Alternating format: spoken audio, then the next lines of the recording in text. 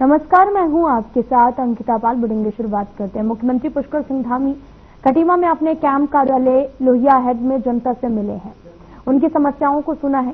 साथ ही आपको ये भी बताते चले कि मुख्यमंत्री धामी ने संबंधित अधिकारियों को आमजन की समस्याओं के त्वरित निस्तारण हेतु निर्देश भी दिए हैं। साथ ही मुख्यमंत्री ने अधिकारियों को निर्देश दिए हैं कि लोगों की समस्याओं का तत्काल संज्ञान लेकर आवश्यक कार्रवाई सुनिश्चित की जाए।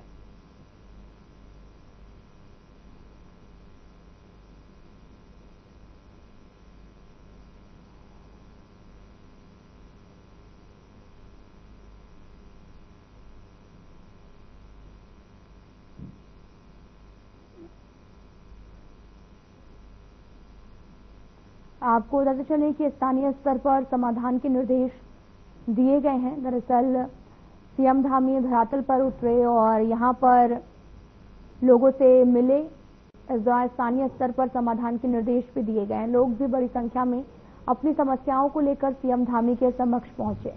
इस दौरान सीएम धामी ने सभी की परेशानियों को ध्यानपूर्वक सुना और त्वरित अधिकारियों को इस समस्याओं के निवारण के लिए निर्देश दे दिए हैं। स्थानीय स्तर पर जो भी समाधान हो सकता है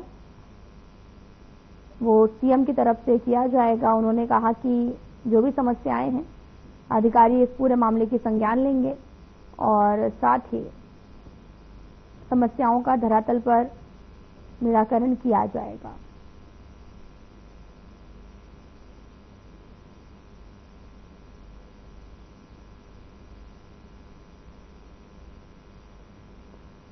आपको तस्वीरें दिखा रहे हैं जहां पर स्थानीय स्तर पर जो भी समस्याएं हैं उन्हें दूर किया जाएगा। तो बड़ी खबर इस वक्त की देहरादून से आ रही है जहां पर सीएस आनंद वर्धन ने अधिकारियों की बैठक ली है। तो बड़ी खबर इस वक्त की टीवी स्क्रीन पर डिजिटल फसल सर्वेक्षण के संबंध में बैठक, किसान पंजीकरण के बारे में बैठक की गई है। डिजिटल फसल सर्वेक्षण में तेजी लाने के निर्देश दिए गए हैं। एपीआई इंटीग्रेशन शुरू करने का अनुरोध किया और साथ ही नॉलेज एडवाइजर से भी अनुरोध किया है। तो बड़ी खबर इस वक्त की देहरादून से डिजिटल फसल सर्वेक्षण के संबंध में बैठक हुई। किसान पंजीकरण के बारे में बैठक की गई और डिजिटल फसल सर्वेक्षण में तेजी लाने के भी निर्देश दिए गए। तो बड़ी खबर इस वक्त की देहरादून से है जहां पर आपको बताते चलें कि सीएस आनंद वर्धन ने अधिकारियों की बैठक ली है और बैठक में डिजिटल फसल सर्वेक्षण के संबंध में ये बैठक की गई है। किसान पंजीकरण के बारे में बैठक की गई और साथ ही इस पूरे मामले पर जानकारी भी लोगों को दी गई। डिजिटल फसल सर्वेक्षण में तेजी लाने के निर्देश भी दिए गए हैं। समय सीमा निर्धारित करें अधिकारी। सीएस ने इस पूरे मामले का जिक्र करते हुए कहा कि सीएस ने चीफ नॉलेज एडवाइजर से भी अनुरोध किया कि काम में तेजी लाएं और इस दौरान सीएस आनंद वर्धन ने बैठक ली और बैठक में किसान पंजीकरण के बारे में बैठक की है।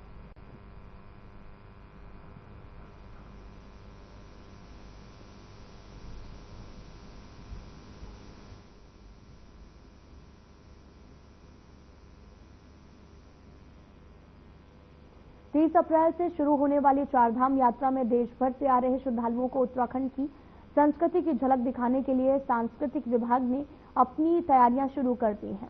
इस बात पर संस्कृति विभाग की राज्य मंत्री मधु भट्ट ने भी कहा कि चारधाम यात्रा मार्गों पर जगह जगह लगाए गए साइन बोर्ड में प्रदेश के अलग अलग भाषाओं में दिशा निर्देश दिए जाएंगे। इसके अलावा यात्रियों की देवभूमि उत्तराखंड की संस्कृति, रहन सहन, खान पान और साथ ही पुस्तिका का भी विमोचन किया जा रहा है।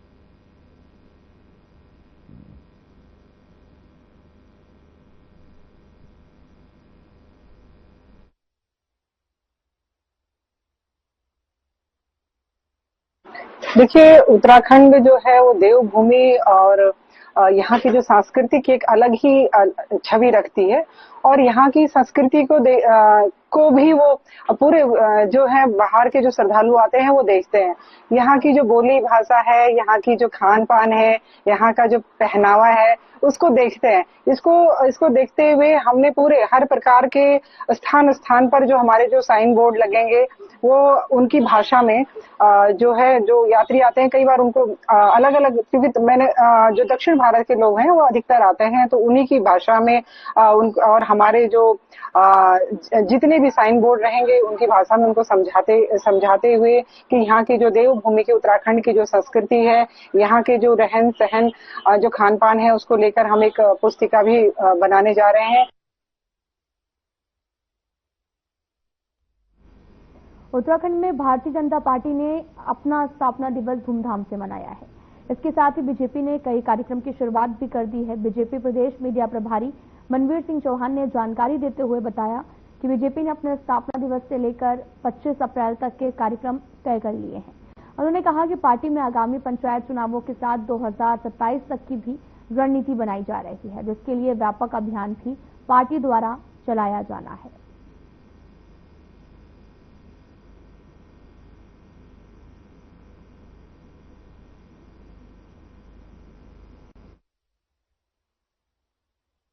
देखिए, भारतीय जनता पार्टी के द्वारा अपने स्थापना दिवस से लेकर के और 25 अप्रैल तक के कार्यक्रम निर्धारित किए गए हैं और आगामी पंचायत चुनाव को देखते हुए और 2027 में जो हमारे विधानसभा के चुनाव होने हैं उसको लेकर के भारतीय जनता पार्टी के द्वारा अपनी रणनीति बनाई जा रही है। उसको लेकर के व्यापक अभियान भी पार्टी के द्वारा चलाया जाना है। इसी के तहत अभी हमारे पार्टी स्थापना से लेकर अब तक जो कार्यक्रम शुरू हुए हैं, अभी सबसे पहले जो हमारे पार्टी के अभी सक्रिय सदस्य बने हैं उनका विधानसभा स्तर पर उस विधानसभा के जो सक्रिय सदस्य हैं उनके सम्मेलन का आयोजन इन दो दिनों में हो रहा है।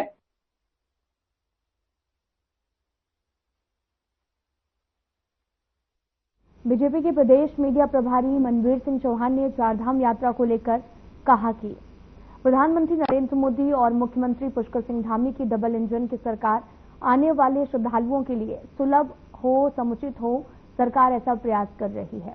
इस दौरान उन्होंने कांग्रेस पर निशाना साधा। उन्होंने कहा कि कांग्रेस हमेशा हर चीज पर सवाल खड़े करती है।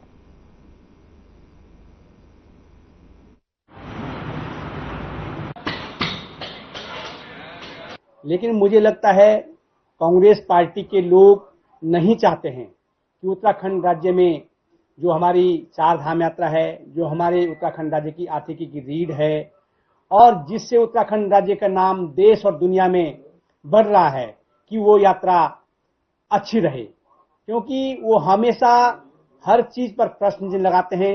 लेकिन मेरा कांग्रेस पार्टी और कांग्रेस पार्टी के नेताओं से विनम्र आग्रह है कि वो अंधेरे में तीर न मारें और यात्रा शुरू होने से पहले ही ऐसा कोई षड्यंत्र न रचें कि जिससे पूरे देश और दुनिया में हमारी चार धाम यात्रा को कोई प्रभाव पड़े। इसलिए सभी से आग्रह है कि वो सकारात्मक रुख अपनाएं और सरकार को सकारात्मक रूप से सहयोग करें। बीजेपी कार्यकर्ता पार्टी का झंडा लेकर केदारनाथ पहुंचे, जिसका एक वीडियो सोशल मीडिया में वायरल हो रहा है। जानकारी के मुताबिक पार्टी के स्थापना दिवस पर यह वीडियो है। बताया ये भी जा रहा है कि वहां के पंडा पुरोहितों ने इसका विरोध किया है क्योंकि केदारनाथ धाम का कपाट बंद है। बीजेपी के वरिष्ठ नेता ज्योति प्रसाद गौरेला का कहना है कि कौन कार्यकर्ता थे, इस बारे में जानकारी ली जाए, क्योंकि पार्टी स्थापना दिवस के मौके पर बूथ स्तर पर पार्टी के झंडे के निर्देश दिए गए हैं। फिलहाल कांग्रेस पार्टी इस वीडियो को लेकर सवाल उठा रही है।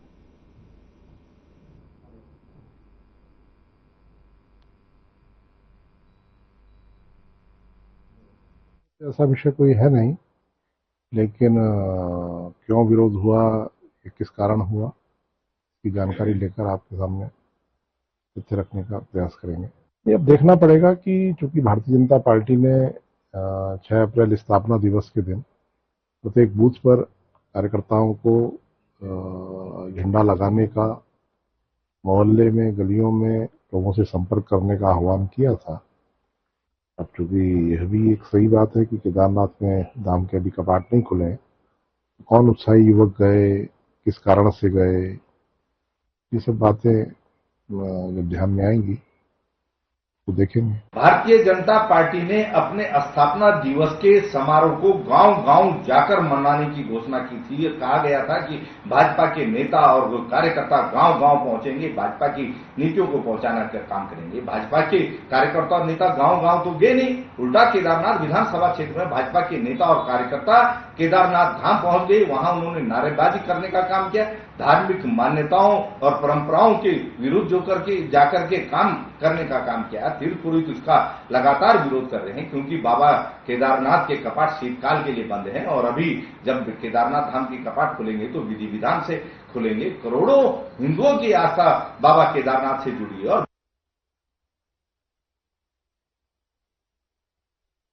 कांग्रेस पार्टी के राष्ट्रीय अधिवेशन के बाद में कांग्रेस नेताओं का दावा है कि कांग्रेस और मजबूत होकर निखरेगी और बीजेपी के साथ आगामी चुनाव में मजबूती के साथ लड़ाई लड़ेगी। बीजेपी ने चुटकी लेते हुए कहा कि कांग्रेस चाहे कितने भी अधिवेशन कर ले, उनके नेता कार्यकर्ता ही उनकी जड़ों में मट्ठा डालने का काम करते हैं। उत्तराखंड में चाहे कांग्रेस के प्रदेश अध्यक्ष हो, चाहे पूर्व सीएम हरीश रावत हो, हमेशा छोटे से लेकर बड़े नेताओं ने एक दूसरे की जड़ों में मट्ठा डालने का काम किया है। इसलिए आज कांग्रेस हाशिए पर है।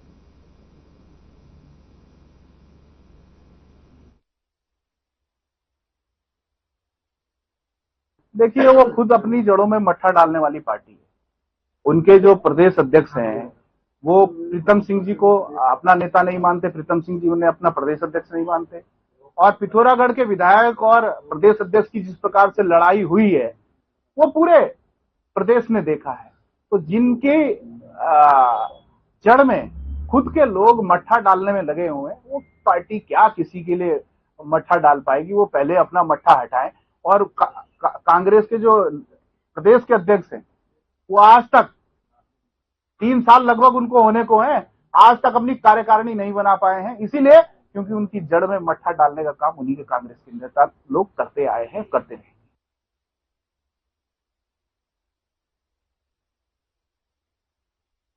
चारधाम यात्रा शुरू होने जा रही, वहीं सरकार ने यात्रा की तैयारियां पूरी कर ली हैं। सरकार की इन तैयारियों पर विपक्ष सवाल खड़ी कर रहा। पूर्व सीएम हरीश रावत ने सवाल खड़े करते हुए कहा कि यात्रा में श्रद्धालुओं के आंकड़े गड़बड़ हैं। व्यवस्थाओं पर सवाल खड़े करते हुए कहा कि चारधाम यात्रा की तैयारी पूरी नहीं है, सरकार झूठ बोल रही है। रावत के इस बयान पर बीजेपी प्रदेश प्रवक्ता सुरेश जोशी का कहना है कि विपक्ष के पास कोई मुद्दा बचा नहीं है। जहां देखो वहां विपक्ष के नेता सरकार को बिना मुद्दों के घेरने का काम कर रहे हैं।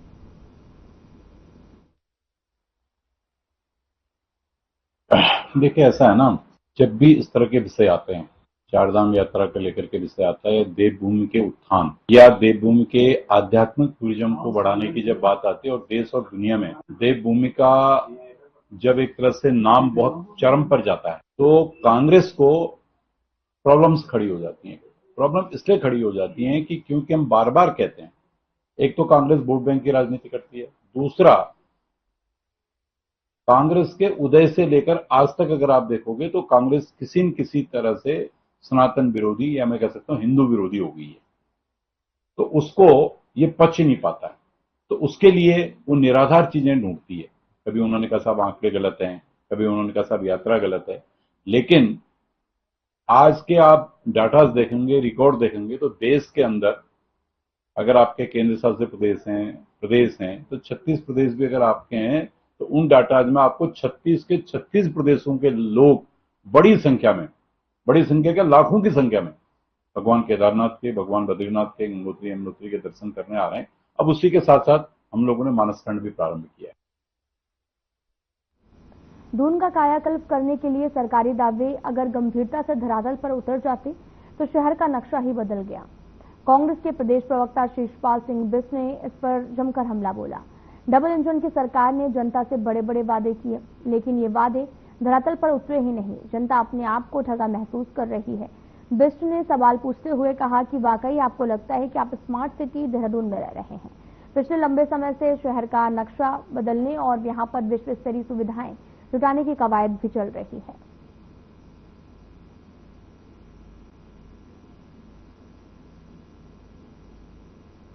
की तथाकथित डबल इंजन सरकार ने राजधानी देहरादून को स्मार्ट सिटी बनाने के सपने जनता को दिखाए और सरकार के दावों में स्मार्ट सिटी बन करके तैयार भी हो गई है, लेकिन वो स्मार्ट सिटी टॉर्च से ढूंढने पे भी कहीं नजर नहीं आ रही है। आड़त बाजार की शिफ्टिंग हो, चाहे भंडारी बाग का आप फ्लाईओवर ही देख लीजिए, वो अधर में लटके हुए हैं। अन्य आप वार्डों में जाकर के देख लीजिए, वहां पर साफ सफाई तक की व्यवस्था नहीं है। नालियों की हालत आज भी बहुत ज्यादा खराब है। पार्क आज भी बहुत ही जो है जीर्ण हालात में है। चारधाम यात्रा के लिए केदारनाथ हेली सेवा की 31 मई तक टिकटों की बुकिंग मात्र 5 घंटे के भीतर ही फुल हो गई है। IRCTC ने भी मंगलवार को दोपहर 12 बजे बुकिंग के लिए वेबसाइट खोली थी। बहुत समय कम में जो है वो बुकिंग फुल हो गई। केदारनाथ धाम के कपाट 2 मई को खुल रहे हैं। इसी दिन हेली सेवाएं भी शुरू हो जाएंगी। यूकाडा ने 2 से 31 मई तक की यात्रा के लिए बुकिंग शुरू करने की तारीख 8 अप्रैल रखी थी। IRCTC की वेबसाइट पर शाम 5 बजे तक पूरे महीने की बुकिंग फुल हो गई है। ऐसे में कांग्रेस ने सवाल उठाया कि 5 घंटे में पूरी बुकिंग फुल होना कहीं ना कहीं किसी बड़े घपले की ओर इशारा कर रहा है। पहले भी हेली सेवाओं का विवादों से नाता रहा है। इस पर बीजेपी विधायक विनोद चमोली का मानना है कि अगर इस तरह की कोई मामला होगा तो ऑनलाइन होगा, सरकार के संज्ञान में भी जरूर होगा। निश्चित ही सरकार इस पर जांच करेगी।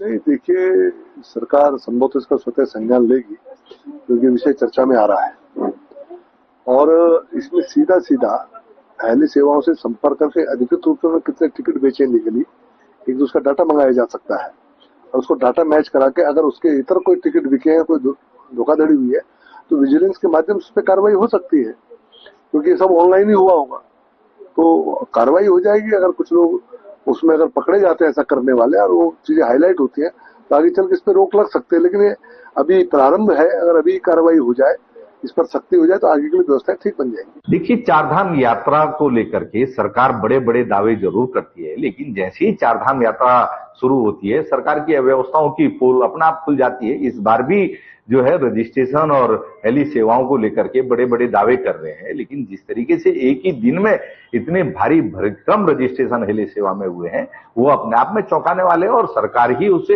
असंतुष्ट नजर आ रही है। तो इसका मतलब है कहीं ना कहीं तो जो है ब्लैक मेलिंग का खेल चल रहा है और श्रद्धालुओं से ठगी हो रही है। अगर यात्रा शुरू होने से पहले ये हाल है तो जब यात्रा शुरू हो जाएगी उसके बाद क्या हाल होंगे ये आप समझ सकते हैं।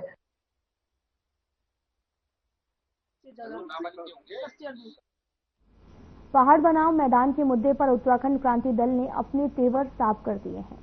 देहरादून में 8 अप्रैल को संपन्न हुई यूकेडी की आक्रोश रैली को बेहद सफल करार देते हुए यूकेडी के वरिष्ठ नेता महेंद्र सिंह रावत ने कहा कि देहरादून में जिस होटल मालिक ने पहाड़ के युवाओं की सैलरी नहीं दी, उनके खिलाफ फर्जी मुकदमे दर्ज करवाए, वह बीजेपी से ही ताल्लुक रखता था।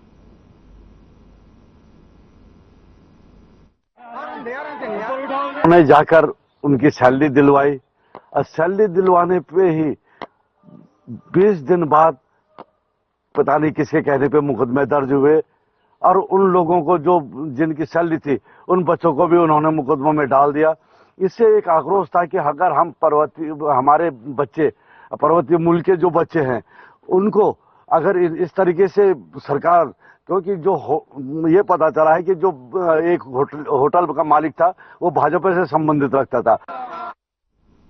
मुख्यमंत्री पुष्कर सिंह धामी के निर्देश पर प्रदेश भर में अवैध मदरसों के खिलाफ चलाए जा रहे अभियान के तहत कोटद्वार में भी एक मदरसे को सील किया गया है। उधर दूसरी ओर स्वामी यति परमा आत्मानंद गिरी ने भी जो है वो कोटद्वार में अवैध मस्जिदों को भी सील करने की मांग की है। साथ ही आपको ये भी बताते चलें कि परमा आत्मानंद गिरी ने भी ये कहा कि प्रदेश सरकार को अवैध मदरसों के साथ साथ अवैध मस्जिदों के खिलाफ भी अभियान चलाना चाहिए।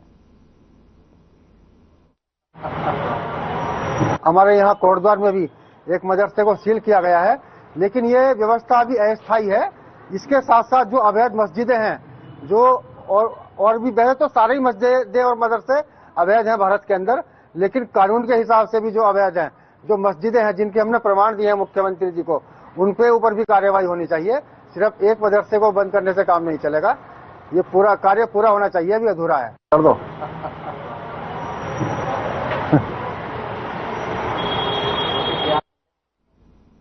शहर के होनहार और आर्थिक रूप से कमजोर छात्रों की मदद के लिए लॉयंस क्लब ऋषिकेश देवभूमि ने मदद के लिए हाथ आगे बढ़ाए हैं।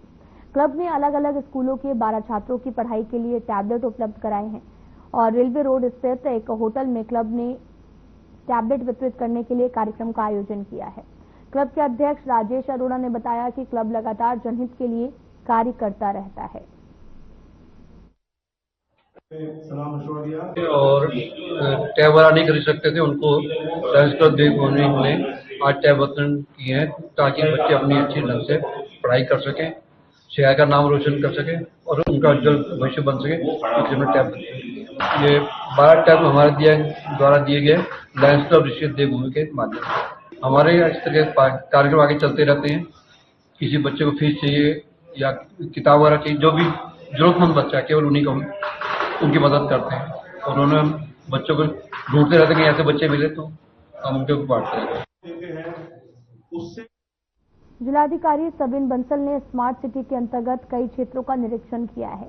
मानसून से पहले सभी कार्य पूरे करने के निर्देश दिए गए हैं और साथ ही विभागीय अधिकारियों को कार्य की गुणवत्ता और समय से कार्य पूरे करने के साथ ही साइन बोर्ड लगाने के निर्देश दिए हैं, जिससे कि पर्यटकों के साथ आम लोगों को भी परेशानियों का सामना न करना पड़े और मानसून के दौरान जल भराव वाले क्षेत्रों में मरम्मत कार्य करने और साथ ही यहां पर वहीं चारधाम यात्रा पर पर्यटन सीजन को लेकर भी डीएम ने बताया कि यात्रा सीजन और पर्यटन सीजन को लेकर सभी तैयारियां पूरी हो चुकी हैं। उत्तराखंड आने वाले यात्रियों और पर्यटकों की सुविधा को देखते हुए संबंधित अधिकारियों को निर्देशित किया गया है यात्रा सीजन और पर्यटन सीजन के दौरान व्यवस्थाएं दुरुस्त रखी जाएं।